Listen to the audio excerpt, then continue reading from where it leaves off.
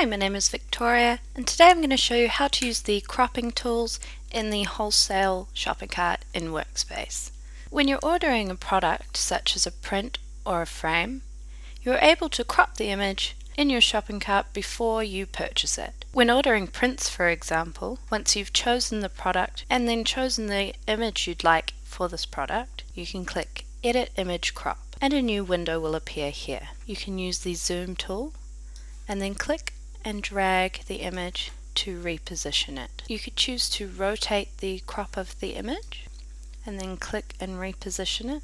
Click Rotate again to go back to the horizontal crop. And once you're happy with the image, you can click Save and Close or click Back to Cart if you don't want to save the new crop of your image. So once you're happy, click Save and Close and your image has been cropped and you can see the new crop of the image here.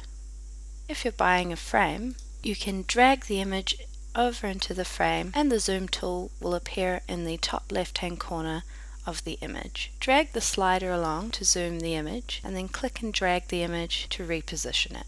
This new crop will be saved once you click View Cart. It's a good idea not to crop your images too tightly, as important details can look awkward, be covered by a mat if you choose to have this in your frame, or sometimes even lost in production. We recommend that you don't put details like people's faces near the edge of the image crop.